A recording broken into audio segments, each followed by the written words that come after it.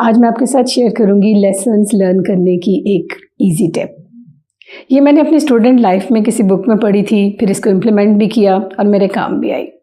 ये आपके बच्चों के भी काम आएगी, स्पेशली बड़े बच्चों के।